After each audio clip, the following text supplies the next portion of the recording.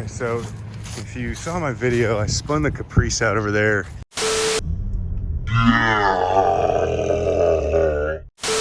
And I couldn't find the tire. And I looked and looked and looked and could not locate it. I was just driving by. Please have a white wall. That's it. I can't. It's been there for a minute. Oh, that's amazing. Where's the hubcap? Is the hubcap anywhere near it? Who cares? I found my wheel. That is sick. For the love of God, dude, please just subscribe to our channel. Please! It has been a couple days since I posted, a couple weeks since I posted, and today's episode, if you will be about the RX7 and what changes I am making for 2023, because you know I can't just leave it alone. I gotta change it up. That's a good sign. And if you're wondering, that's the floorboard, the rear bin section of an FD-RX7. Mine. And a double bead lock. We got some bars, some shock mounts. If you can't figure it out yet, the rear hatch area is largely the same still. A couple little wires cut, no big deal. Everything's looking good. Front of the car, again, largely the same. No crazy changes, everything's good. Creep into here, you start seeing some stuff. It looks a little wonky. I don't have a drive shaft. There's my rear end, my yoke, which is cool. That's good. But there's a bar down there that wasn't there before, going through my trans tunnel. I don't know what that's all about. Piece de la résistance, which is French for I need a hoagie, is this unit right here. The old solid rear end swap. Going to play with the big boys. IRS is fun, and we did a lot on IRS, but there's only so much you can do with an IRS car as far as adjustments and changes. And not to say that a solid rear end you're going to make a ton of changes once it's set up, but having a setup that's consistent and reliable is important to me. The other thing that kind of drove this decision home was CV axle availability. So the company that makes the axles that I used in my car has become a bit slow to respond. Timelines have been excessive for other client parts, and I don't want to risk throwing away all of next season if I break an axle. Like if I break a CV axle and I have to wait 9 weeks for a replacement, I'm not racing for over 2 months, and I can't handle that. So solid rear end, consistency, availability of parts, just having something that doesn't have as many pass-to-pass adjustments or changes. It's just a more reliable and straightforward combo than IRS. And I'm excited to see how it performs.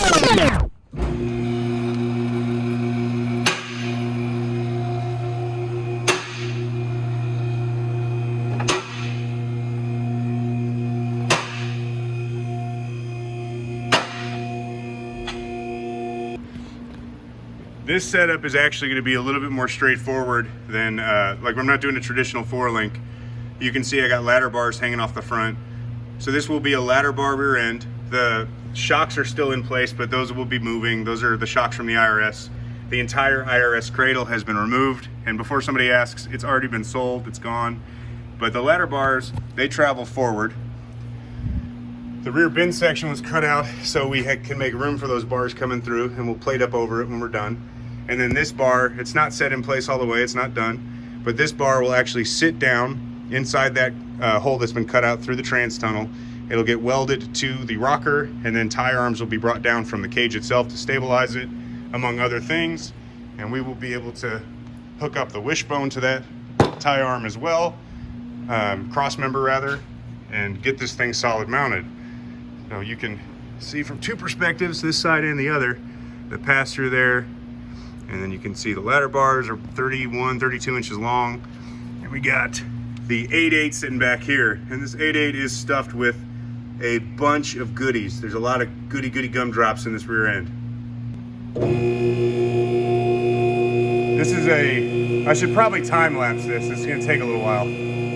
Just stay with me. All right, let's take a look at this 8.8. So, Got a Mark Williams brake package on the back that'll fit between these double bead locks.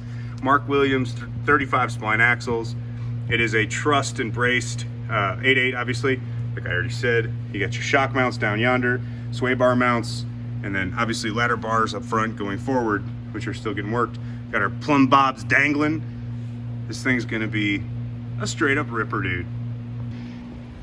Another point of structure that we're gonna address is you see the pass-through that's been cut out on this main crossbar. That's factory floor frame that goes across. So that has been cut out, and we're gonna go back through and we're gonna plate that so we have some added rigidity there. Get that all tidied up. You can see the pumpkin just sitting there, and I'll be sitting right on top of these. It's gonna be interesting to say the least. So you can go traditional 4-link on a car like this, but the amount of fabrication that takes is pretty extensive comparatively. The ladder bar is kind of the easy button for a solid rear end. IDS makes bolt-in subframe kits for the 240 chassis. They're working on Supra, then RX7 will be next year sometime. So if you don't have the skill set, or like me, you don't have the friends that have the skill set, and you want a bolt-in solution that's a little more straightforward, I would hold off and wait for that. But if you are ready to start cutting and grinding away, then this is a decent option as well. There's a lot of cost involved. I was lucky enough to find this whole rear end was in another RX7 out of the East Coast, and the car had gone quick enough that I feel good about what I'm purchasing, and the gentleman that sold it to me was very helpful in terms of setup and things of that nature. So I am stoked to see what we can do with this thing, and I'm excited to make a few additional changes this off-season, see if we can bury that ET a little bit deeper.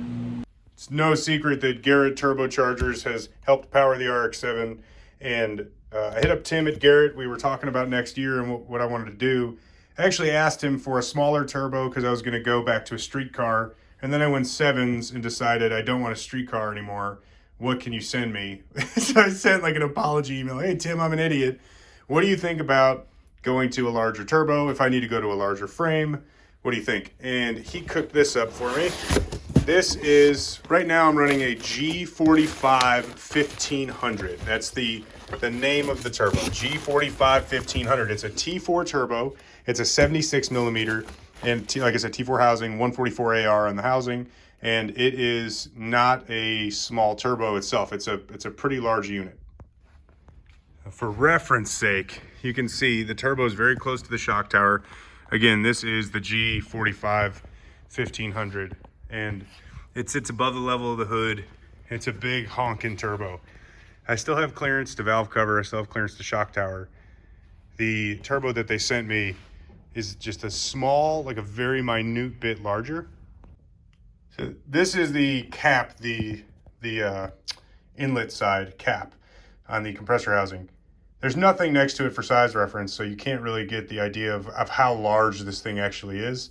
So let me see if I can grab something to give you an idea. Flip it over as well. I think a time slip from when I went faster than Rye will do. Maybe that'll work. I don't know if that's gonna work. Let me see what else I have. Second thought, I think maybe I just pull it out of the box and show you guys instead of playing these shadow games. I need my other hand, it's too large. That's what she said. All right, hold on. You know I don't have a small head. That's apparent, that's obvious, right? Look at the size of this unit. That's if you look it up in the dictionary, you look up unit, and that's sitting right next to the word. It's just a straight up unit. A more accurate representation. Let me see if I can, let me clean my screen. Hold on, everybody calm down. All right, everyone calm down. There. I mean, that's, again, the video really doesn't do it justice. The thing is so ignorant. It's too large. So what is that turbo behind me? What is the huge turbo I just showed you? That's actually, again, it's a G47 1650. So the part number name is going to be G47-1650. It's an 80 millimeter turbo. I ran a 144 AR T4 housing on the 76. This is a 123 T6 housing. For reference, a smaller AR and T6 housing will provide 5 more pounds of overall turbine flow than the T4. So we're going up, I think, 60 pounds total of actual turbine flow versus the 55 that I got out of the 144 T4 housing. So a good amount more gas chugging through that thing. From a percent standpoint, it's notable, to say the least. Another car that I don't know if he wants me to talk about it, but at the end of the day, it is what it is. I've shown this in videos before. This is Hal's Lexus SC300. This is the Dynasty shop car. And it just got back from a trip to our friends at Tin Soldiers Race Cars, Brad and Jason. Brad had it on the lift, scaled it, got suspension dialed up. This thing, mass fab with the wing, this custom wing. So if anyone has an SC300 and you want this wing, unfortunately this was I don't know if it's a one-off, if he's gonna make more of them, but this was a bring the car to mass fab and have him fabricate this wing. And it is straight up dirty. I mean, this thing is so sick.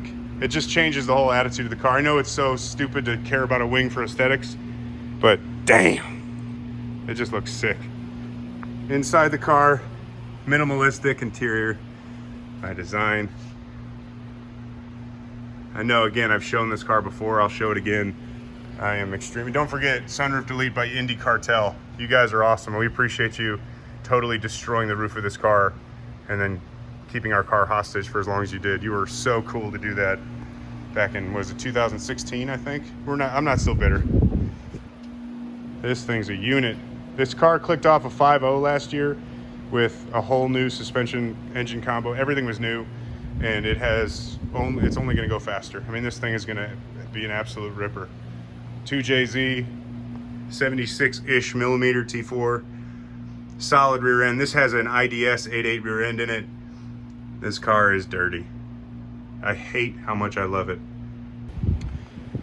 So you'll get two JZ Bruisers out of the Dynasty camp next year. RX7 will be the baby Bruiser with the baby engine.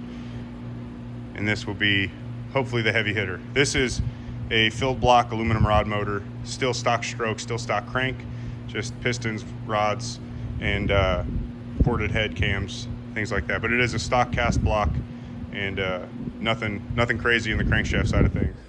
I know I hopped around a little bit in this video. I just wanted to get something up. It's been a couple weeks since I posted. I appreciate everybody for following along. Thank you so much. And if you don't mind, if you are new to the channel, go ahead and smack that subscribe button and then put a comment under this video that tells me how much more attractive I am than Rye. That's really the only thing I care about, in essence, in the grand scheme of things.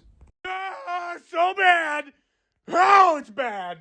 There's blood. There is literally blood everywhere. Oh my God.